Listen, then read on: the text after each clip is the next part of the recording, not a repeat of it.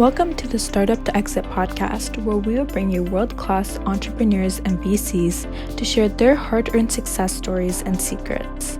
This podcast has been brought to you by TIE Seattle. TIE is a global nonprofit that focuses on fostering entrepreneurship. TIE Seattle offers a range of programs, including the Go Vertical Startup Creation Weekend, TIE Entrepreneur Institute, and the TIE Seattle Angel Network. We encourage you to become a TIE member so you can gain access to these great programs. To become a member, please visit www.seattle.tie.org. Hello, everybody. Welcome to another great edition of our podcast from Startup to Exit. Along with my co-host, Shirish Natkarni, we are happy to bring a great episode with another great guest. And I'm sure that all of you will enjoy hearing from him. From Startup to Exit is produced by TIE Seattle. TIE is a not-for-profit organization. And my co-host Shirish and I serve on the board of TIE Seattle. And Shirish is also a serial author, along with being a serial entrepreneur. So we borrowed the name of the podcast from his first book, From Startup to Exit. His books are available where books are sold. Our podcast is available wherever you hear your podcast. Once again, thank you for all your support for the last year, and I hope you continue to enjoy our content. Please spread the word and come back and listen every time we put out a new episode. With that, I'll hand it over to Shirish to introduce our guest. Shirish? Thank you, Gauri. So today I'm very pleased to welcome Praerit Garg, also known as PG. He's the president of product and innovation at Smartsheet. Smartsheet, as you may know, is one of the success stories out of Seattle. PG has more than 25 years of experience building large-scale distributed systems and internet services. Before Smartsheet, PG was a general manager at AWS for identity, access, and directory services. He's also a startup founder, co-founder of a company called Simform. And then before that, he was at Microsoft. We overlapped for some number of years. He was at Microsoft for 12 years, where he was responsible for user identity, access, and encryption features in Windows. So welcome, Praerit. Thank you, Shirish and Gauri. Glad to be with you guys. Excellent. Great. So let's start with a little bit of your background. So can you tell us a little bit of your arc of your journey from Microsoft to founding two different startups and then finally joining Smartsheet? Tell us a little bit more about that journey. Sure. Yeah. I mean, right out of my, I was in the PhD program at Purdue, but and I was able to convince my advisor that it's better to actually go in the industry and get a real job back in 1995. My advisor was not exactly happy about it because he had some funding that was tied to the research work I was doing. Regardless, I was able to get a graduate with a master's and join Microsoft in 1995. I ended up joining the Windows NT team at that time and part of the distributed systems sort of division within the Windows NT program. And that was focused on the directory services, which sort of led to the creation of Active Directory. So that's sort of where my career started. I was responsible for a lot of the security capabilities that we delivered in Windows at that time. And then from there, I went into doing systems management work at Microsoft, sort of part of this System Center suite of products. And eventually, in 2007, I felt like I had to leave the mothership because if I had to keep having new experiences and continue to grow, I had, in Microsoft terms, I had become a partner. And, that's like becoming a professor and you're just like, you need to leave. Otherwise, you will be stuck in the machine. And so I ended up sort of going and doing a startup. That was, I often say, it was a fairly humbling experience, right? Like, when you grow in a large organization like Microsoft that is super successful, it's like a bubble, and you learn how to succeed in that bubble. And so leaving Microsoft is like you have to unlearn all the things you had learned about the bubble, and you have to relearn a whole new set of skills. And you may think that you know how to go find customers or talk to customers. It's totally different when you actually do your own startup, right? Like one of my jokes is like, when you have a Microsoft business card and you gave somebody your business card, people call you back. When you're a startup and you give your business card, nobody calls you back. Right? Yeah, absolutely. You know, right? So you have those experiences, super important experiences. I think they set, so we raised $20 million over 2 rounds of capital for that company, eventually sold that company to Quantum. And then I ended up joining AWS because of James Hamilton. I don't know if any of you know James, but James and I knew each other when I was still a grad student. And so he ended up in Microsoft. And then he convinced me that I should join AWS. And I'm like, why would I join another big company? I'm a startup guy now. And he convinced me that AWS was set up like a bunch of startups inside, and which actually turned out to be true. I ended up running many of the identity services there, got a ton of great experience. But 4 years later, I decided that it was time for me to move on, and I thought I was done with technology. I thought I was going to essentially maybe go teach or something. That's when I met Mark Mader because of a colleague of mine, and the rest is history.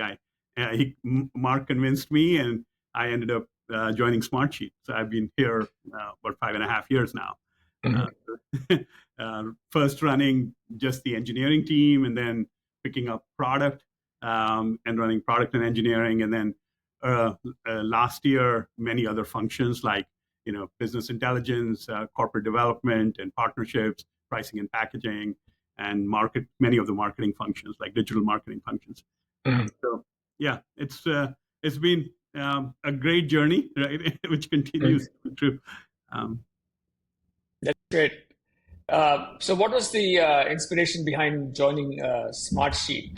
They were still a young company at that time. Was it to be back in the startup world again, or were you attracted to their vision, or what was it that besides, of course, that personal connection with the CEO? I think I'd sort of say 2 or 3 different things. One was I had done a startup thing, I had done the large company thing, right? Smartsheet was at a very interesting point in its journey, right? The company had just gone public, so it was a few hundred employees, right? Over a little over 100 million in revenue, so a very different size of company. So that was one dimension to it. I think I'm at a point in my career where people matter a lot. So my connection with Mark was a huge part of the motivation, but also the mission of the company. And so I had read this book. I don't know if you read it. It's called *Sapiens* by Yuval Harari. And and the story behind *Sapiens*, right? One of the key aha moments in *Sapiens* for me was where he talks about how humans are the only species on the planet which on its own volition bands together to go pursue missions, right? Like we're the only species on the planet. Like some species are biologically wired to band together, right, for search of food, but humans are the only species. That's how we have solved, food at scale problem. How we have landed a rover on Mars or solved, diseases. Like it's human collaboration that brings people together to go pursue missions. And the interesting thing about Smartsheet was that Smartsheet's mission was to help all other missions, right? Because we are a work management platform, and our mission is to help all these teams and organizations on whatever project or program or mission they are pursuing, and be that tool that sort of helps them go pursue their mission and drive that collaboration across these band of human beings that are pursuing that. So that was super intriguing for me. Like as a software guy, right? to be on a mission that helps all other missions, right? It's like that's a that's a great thing to sort of be looking forward to getting up every day. That's great. That's great. Now, I wanted to explore a little bit further back in the history about being a startup founder. You said it was a humbling experience. What are some of the key lessons that you learned that you can share with our audience?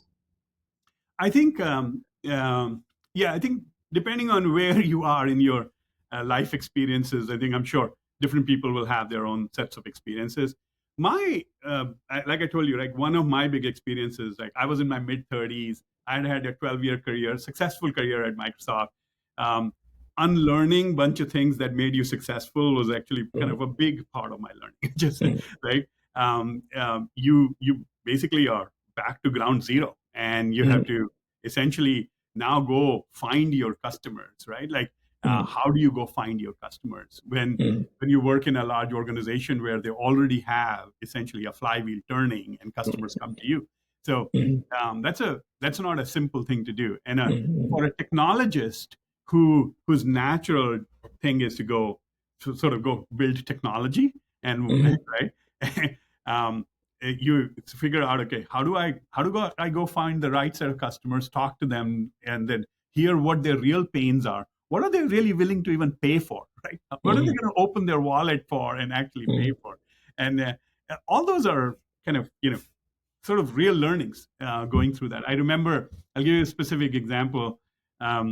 We started the company in 2007, right? Economy crashed in 2008. A lot of people would remember, right? And so, and suddenly it becomes very real, right? It's like, oh, you think you're going to sort of figure it out, right? Suddenly your own portfolio shrinks. Like, now we need to make this real. Otherwise you have to go back to some corporate jobs. And I remember one evening staying up pretty late into the night. I went to the Microsoft website. So the technology we were developing was around cloud storage, and it was sort of a backup solution. So I literally got on the Microsoft website and started looking up at the small business value-added resellers, the VARs. And Microsoft had a special website where you can go search for VARs in your area. And I did a search for, in a 25-mile radius, how many small business VARs are there. And I remember building a spreadsheet with their names and phone numbers, right? And next morning, I started cold calling them, right? It's like, hey, here's a backup solution, cloud backup solution we have, and would you be interested in sort of backing up your customers, your small business customers, and so so you use your Microsoft credibility, but you also sort of connect the dot for them. And my view was like, if I got 5 or 6 people to sign up, we'll be off to running something. We could actually get a beta out there. And I remember I talked to like 17 odd small business reps. All 17 of them signed up. And I was like, oh, that's amazing. Right? Like, but I literally drove in my car these are all people, belts and suspenders. They are going and serving their customers. So they're not always available. So I drove around to meet them in their offices and show them the solution, and got them signed up. So you learn those things, right? Doing startup. It's like, find your customers, make it super real, and even in down economy, once you had real customers using your stuff, right? People are then willing to invest in it, right? Like, so certainly even in down economy, at that time, Mark Ishida sort of said, "Oh, I'll invest in your startup," and that sort of got the flywheel going, right? But that's not the end of the story, right? You also learn about the team, right? Like building the right team, and it's not easy to attract great talent when you're a tiny little startup with full of risks, right? And so, how do you find your first set of team members, and how do you focus on building the right, solving just the right amount of technology problems, right? All of those are hard lessons you go through and learn. Right. Through this process. Yeah. No, that's a great story. Now, coming back to Smartsheet, what does your role as head of product and innovation entail? Yeah, so I would sort of say if you sort of separate out the various G&A functions, right, like Mhm. legal and finance and all of that stuff, basically we are organized around our go-to-market functions, like the field team. So Mhm. Max runs our field team, so all of our sales and even the marketing functions like events and field marketing, we align them with Max and his team. And pretty much all product-related functions, whether it's engineering, product management, product marketing, the website, all the product-aligned functions are within my remit, right? Mhm. So that's kind of the role broadly. It's like anything that aligns with the product and our priorities in innovating for our customers from a product standpoint aligns with. Okay, great. So now wanted to explore the little bit of history of Smartsheet. I know you joined them, later in its life cycle, but I'm sure you're familiar with its journey. What was the original vision for Smartsheet? Was it simply Excel in the cloud? And how did that, if that was the case, how did that evolve into collaborative workplace management, which is how you position yourself today? Can you talk a little bit about that history and journey in terms of Yeah, finding ultimately that product market fit? yeah. Remember, the company is called Smartsheet. So it wasn't just sort of right. I often joke about this, and I'm going to say this here, which is I think we need to run an ad campaign which says not a spreadsheet. Smartsheet is not a spreadsheet, right? It's a work management platform, right? It's a enterprise grade, now heavily AI driven work management platform. And work management is managing projects and programs and processes that are running in organization. So let me tell you the genesis of this. The founders actually observed this. They were serial entrepreneurs. Brent Fry and a couple of the co-founders. They had done a couple of companies, and one of the things they found was that any project or initiative that was getting driven in the organization, people will immediately pull out a spreadsheet like Excel, right, and start tracking all that work in a spreadsheet. Mm-hmm. And spreadsheets are not really designed for managing work, Mm-hmm. right? Yeah. Right. And but that was the go-to tool, right? And people weren't actually using real project management tools, and so they studied that problem, and then some interesting things came out of that. Their realization. One of the realizations that project management tools actually fail the need for work management because project management tools are designed for project managers, right? But the work is not done by project managers. The work is actually done by the team in the organization, right? And these project management tools are so sort of specialized for project managers. The team that actually is doing the work can't really even participate. And spreadsheets just was one of the things people gravitated to, is because you can actually share it and people can go in and it's simple enough to use and people can go and put their own updates into it. And so they saw that behavior that was actually happening in organizations. They also saw that project managers would basically track work by chasing people.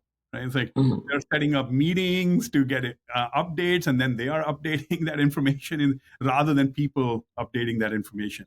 There was very little automation built around any of that stuff, right? So like notifications and getting people to actually update.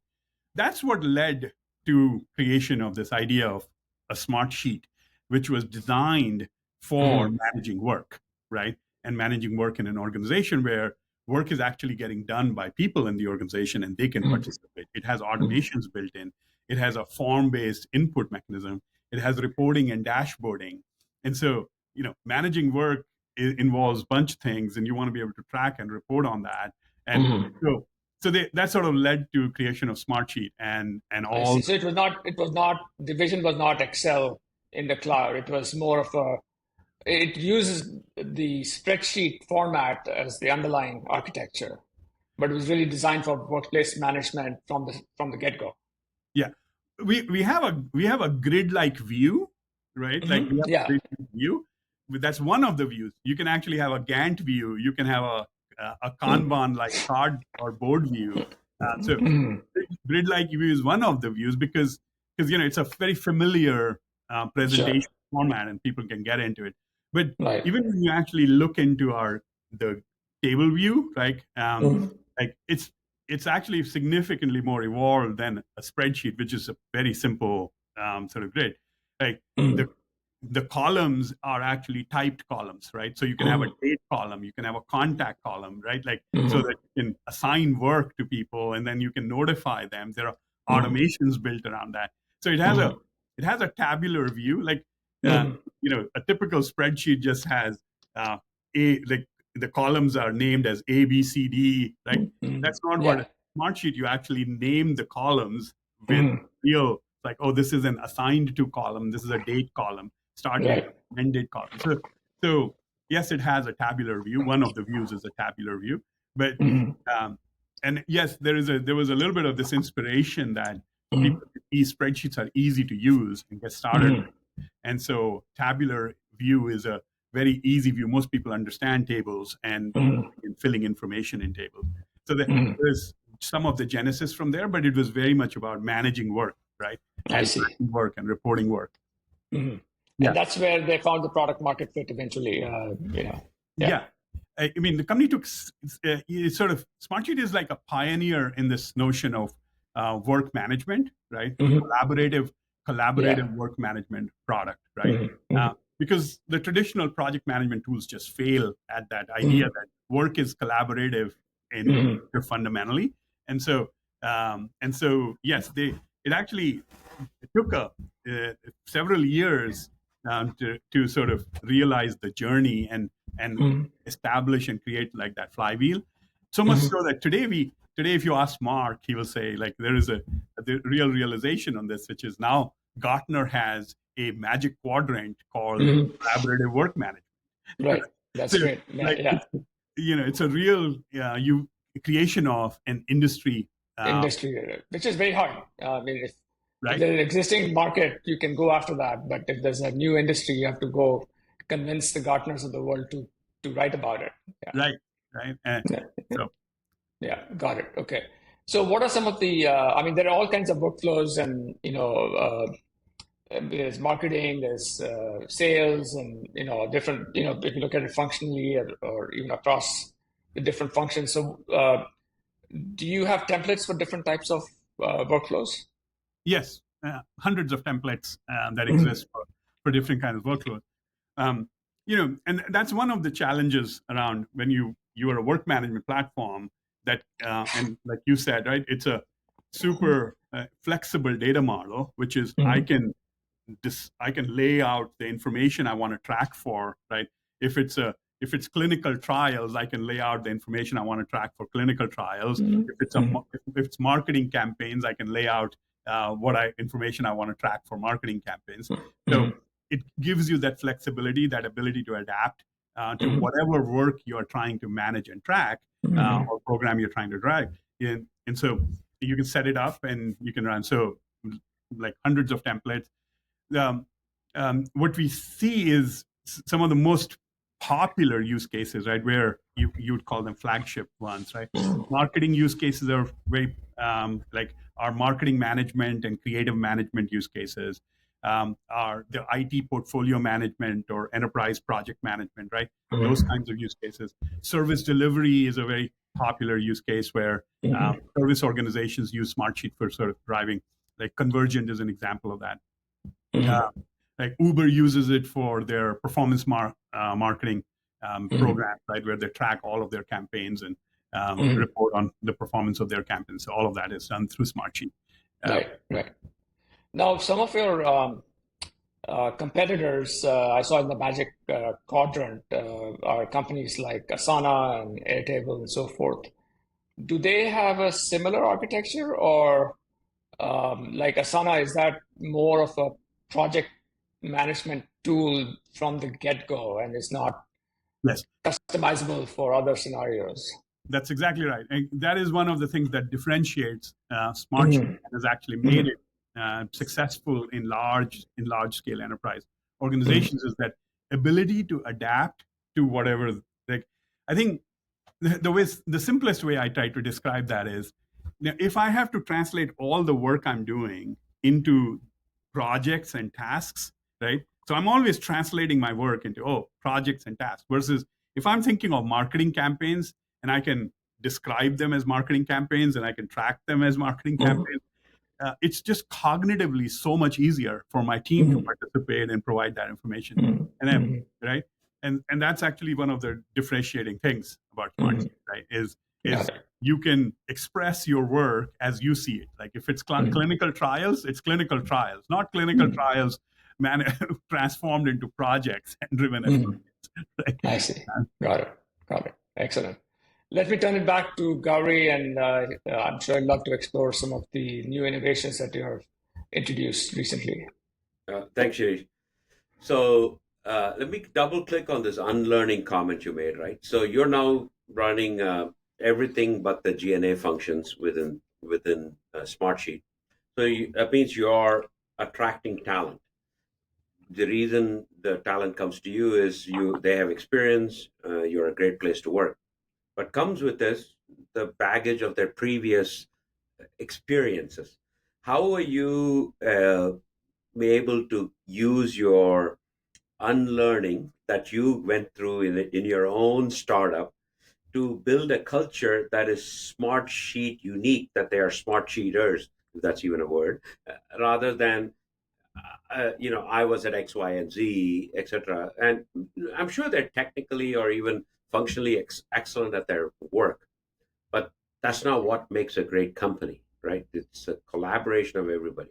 So you have a unique situation where you are bringing in people who have to believe in you, the company, and this, but they also have to unlearn everything else they've done because that's not the way you do it. How are you inculcating that into your company? That's a great question. So first, in addition to G&A, I don't. Max runs our go-to-market function, so I'm responsible for all the product side function. But you ask a wonderful question about as human beings, right? Like we are all sort of slaves to our experiences. I like to say, right? So we bring all of our baggage wherever we go, right? And so how do you inculcate the Smartsheet way of doing things, right? And even me coming into Smartsheet, right? Like how do I adapt myself to how Smartsheet was doing it, and then help Smartsheet adapt to how we want to do it. I think there are a few things I'll say. This is another example of where I learned something from Noah Harari's book, and Sapiens. Human beings are incredible, and there are lots of books over the years I've learned, sort of read, and then many cultures I've lived in, right? I lived the Microsoft culture, I lived the Amazon, AWS culture, and every culture taught me things, right? Taught me things like organizations are constantly evolving, right? People leave, new people come in, they all bring their own biases, their own experiences. So how do you create an organization in this very fluid, right, the Brownian motion kind of thing, where all these people with their own brains, how do you keep them focused on whatever this organization's mission is, whatever we are doing, right? So one of the things I learned from both at AWS and also in Noah's book was this idea of how do you take a large number of human beings and get them aligned to whatever the mission is, right? Like at Amazon, there are a couple of meetings that are done at very large scale meetings, right? So there is a weekly ops review, and there is also a weekly business review, right? There are two meetings, and both of those meetings are hundreds of people. Just like so if you join those meetings the first time, you would sort of look and say, oh my God, very expensive meeting. Many VPs, directors, right? Even engineers, like in the operations meeting. And so my analogy is like, it's like going to church, right? Why do religions scale, right? And scale globally, right? They don't all sort of live in one office, right? Or one building. This idea of every week you go to church and you're reminded of what being a good human being is, right? Whatever the mission of that religion is. You see that in organizations as well, right? So that's one example of learning you bring in. So we run a weekly operations review and a weekly business review in the product and innovation org. And we're a SaaS business, and two things matter, right, from a product and innovation side. Now, one, because we're a SaaS business, we are earning our customers' business every day, every hour. We can't afford the service to be down, right? It impacts thousands and thousands of our customers and millions of users who are using it. So weekly operations review is all about creating a learning culture that we are a SaaS business. We got to keep our service up. So if you have incidents, we do the 5 why reviews of those. And it's like those meetings are several hundred people with engineers joining in. And we do the 5 why. The team that actually had the incident did the analysis, they walked through it. So you drive this constant reminder that service uptime and availability and performance and scale are pretty fundamental. And you do that every week because new people are constantly joining the organization. So you got to keep that thing going on. The weekly business review is the same kind of thing. The other thing you have to do is you have to constantly innovate. You have to constantly solve customer problems. You have to stay close to what support issues are coming through, what escalations are coming in, what product capabilities customers need to solve their, right? So that's the other meeting where our support team comes in and presents escalation data, support data. We look at the product roadmap that we have committed to actually deliver on to go solve customer problems, and how are we doing against that. And so again, it's like two meetings that are like going to church, reminding the two fundamental things, like how are we innovating for our customers, how are we keeping our service available, and serving them every single day, every single hour. So those are examples of things we do to kind of align the organization and sort of create this constant reminder of why we are here, why we do what we do, right? Hope that's an example of that was very well put, right? That is, it looks like you reinforce purpose every week and leverage the experiences everybody has to make a better service, better product, better experience for your customers. Seems like you're bringing it together. The vehicle of meeting is one of them, but since they meet and agree on the purpose, they can build on it in their own little teams or their own little workforce, right? So, right, and these are working meetings, right? Yeah. These are learning meetings. These are working meetings, and so it's not, they are not for project tracking, but as much as having the conversation, what the issues are, what's going on, like, and that's what it's about, right? And the same thing, we are now post-COVID, we've sort of seen this, like remote has become the norm, if you will, right? Most people are remote now, and so another thing we have sort of seen very heavily used in the organization to drive alignment is creating these. We do these things called concept reviews and UX reviews, and even write the customer problem definition documents, right? So because it's all about aligning the organization or what problems that need to be solved, and right. And so a lot of is done is completely asynchronously, right? So the team that does our UX design creates a UX review, which is literally a video that walks through the new experience, shares that video through Smartsheet. So we have a capability called File Library. They literally upload that video in File Library, share it out, and then all of us are at our own time, right? Like I literally watch those videos at 1.5x speed, right? And I watch them, and I can stop at any point, and I can put my comments and give my feedback back to the team, all collected asynchronously. And the designer who's actually driving that thing gets the feedback and can sort of move forward, right? She doesn't need to organize some big meeting, an hour, walk through that experience, completely collected asynchronously, right? And that frees up so much of calendar time. Like I would say, like probably hundreds and hundreds of meetings are not happening in the company right now because we drive so much of alignment and work asynchronously through Smartsheet. Mm-hmm. So that's interesting, right? So in your tenure at Smartsheet, the 5.5 years, two unique world events have happened, affected humanity. COVID, we all agreed, have affected humanity in its entirety, and the birth of AI. It's affecting humanity. And uniquely, your company and the product are in the core of both of these events. Like, if you want to collaborate on work in a COVID environment, you were there. And in AI, the promise is that there'll be productivity increase, decrease, enhancement that can all be collaborated on a tool or a tool like yours. So, Yeah, and uniquely, you were there in this company both times. like, like the crisis, Yeah. right, and the gift, Yeah. right? Right?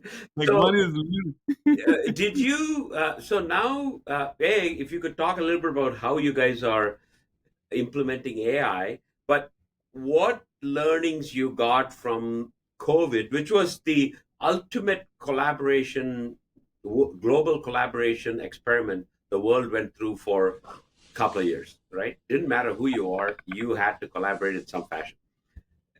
What learnings you got, and how are you taking that learnings and implementing in AI? Maybe start with AI and then go back to COVID. What is it that you guys are doing in the AI realm? yeah. So I often like to say that generative AI is like the gift that there's probably no better gift for a product and mission like Smartsheet's mission, right? Like we are focused on helping business users manage work, right, in a collaborative way. And business users are not sort of technologists, right? They if you if you're sort of managing clinical trials, you focus on clinical trials. You're not building software, right? Same thing. So, while Smartsheet is fairly easy to get started with and use, but there are elements of capabilities which are what I call high cognitive load, right? Like we have capability where you can use formulas in your sheet to compute certain values. Like for example, if you're calculating risk or you're calculating budget for the work that's happening, right? And um, so those you need to write formulas to be able to calculate for your environment. Like average business user doesn't wake up in the morning thinking about writing formulas, right? And so one of the things we've done in with generative AI is we added the generate formula capability where you can in natural language sort of say, okay, what are you trying to calculate? And it generates that Smartsheet formula and populates that for you, right? Wow. And and another example, like average business users are not data scientists, right? They're not data Right. scientists. So you have all this data about potentially thousands of projects that are happening in your organization in a program, and you have all this information now.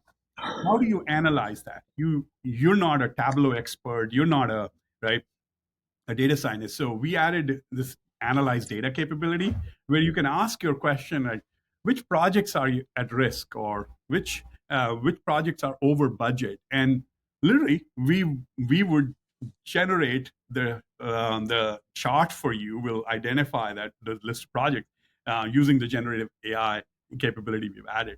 So pretty high cognitive load problems, right? You can go solve like things we are right now working on. We have a very powerful capability in the product is around automations, right? So you can configure automations, and like we're adding a capability where you can just say what you want to automate and we'll generate that automation for you. And then you can tweak it and modify it, but you don't have to build the automation from scratch, right? Because average business users aren't thinking in terms of some logic steps and if then else clauses, right? And so those are examples of things that now we can do because we have this technology that unlocks humans being able to talk in a natural language, and then we able to actually translate that into a SQL query to be able to analyze and build a chart or generate a formula for them, or generate an automation for them. So those are like examples of capabilities. Awesome. So, if I were to think of you guys as say OS for work, right? You work where a machine and you are the OS in it, right?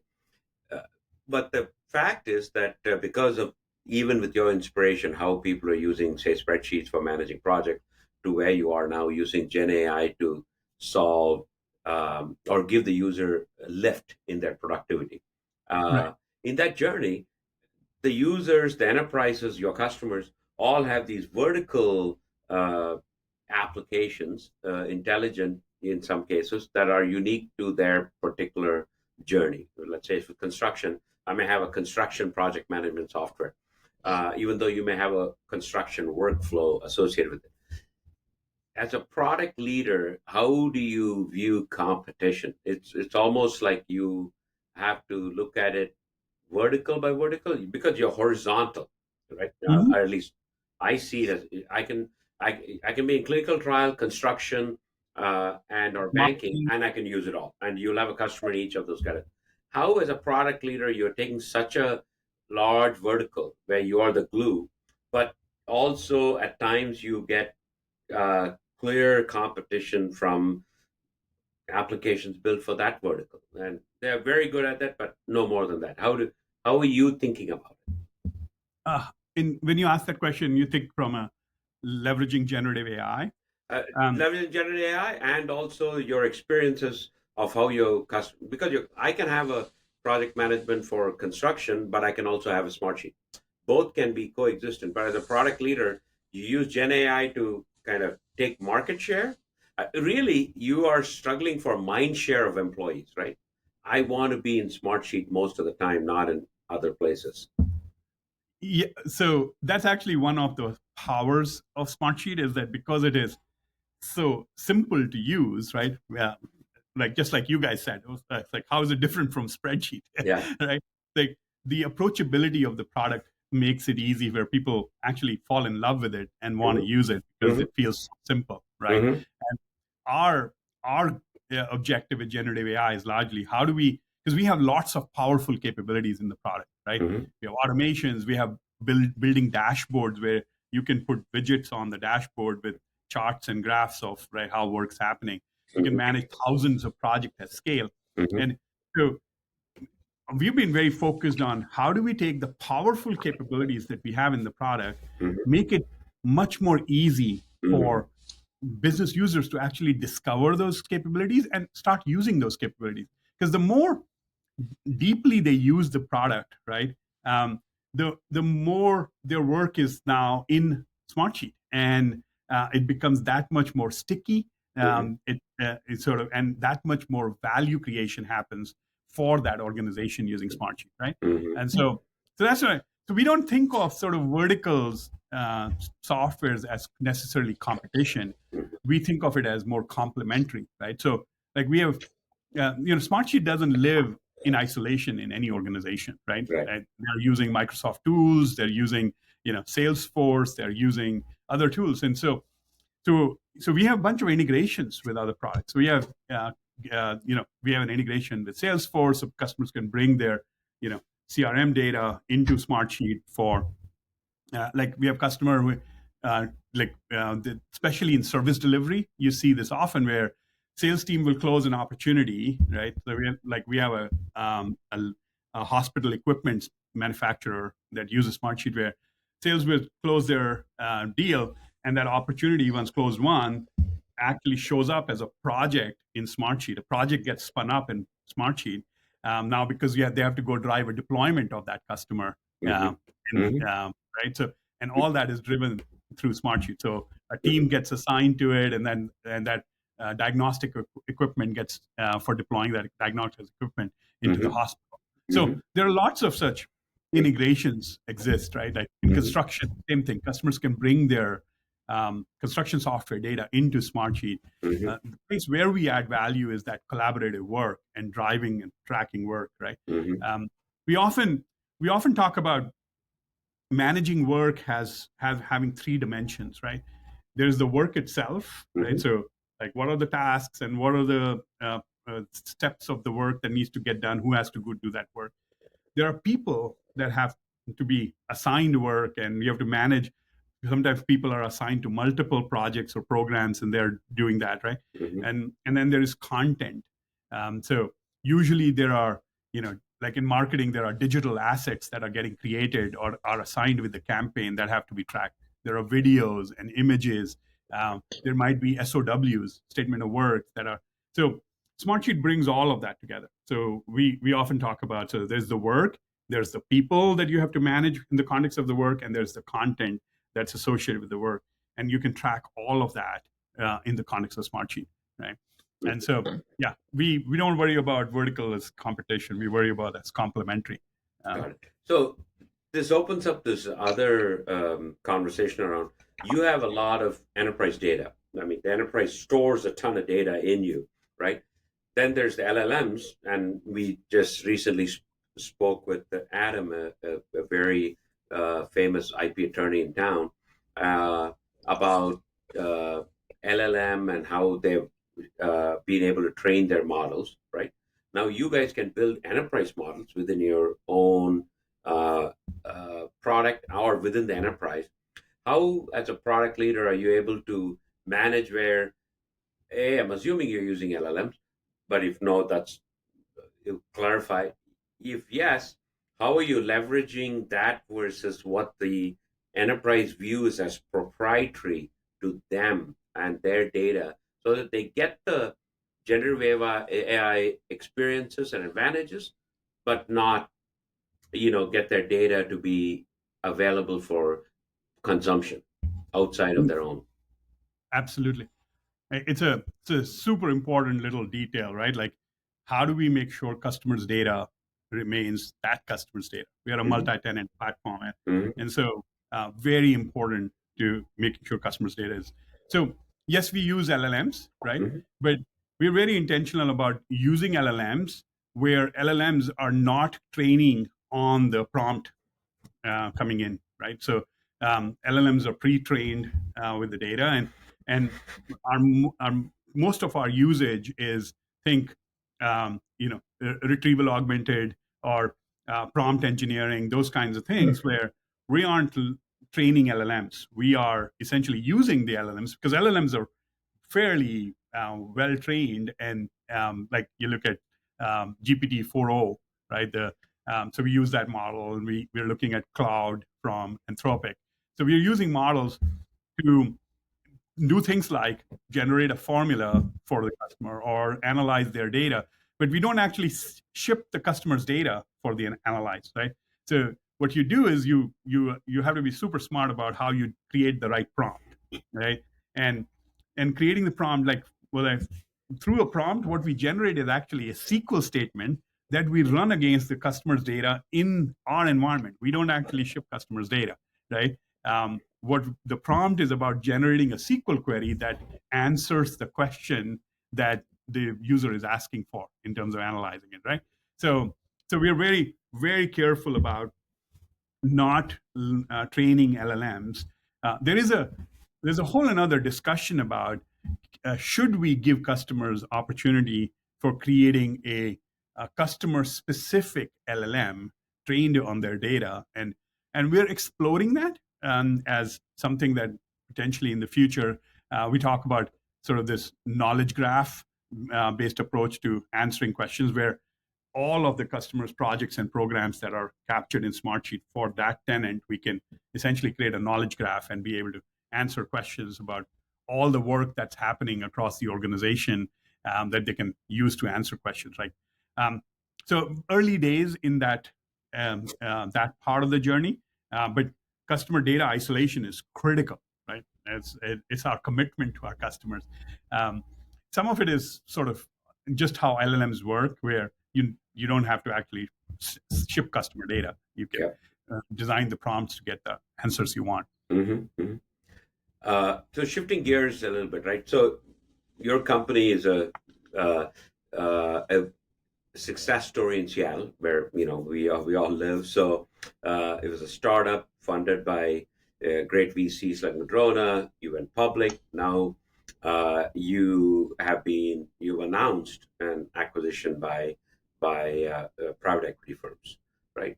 So in this journey, you've gone from a really small solving a particular problem to now you're a platform that's solving worldwide. A lot of enterprises are using. But for you and the other leaders, has the shift in quote unquote cap table made any differences, or has it allowed you to do things one way or the other? Is there you wake up and say, oh, we have a new cap table owner, or you guys just kind of go about it? Because each of them have their own specific push and pulls, right? When you're VC funded, market funded, PE funded, they all have push and pulls. And I'm sure that every leader has to, contend with the push and the pull, whatever that may be. How does that, for your journey, has been? How was that experience for you, particularly?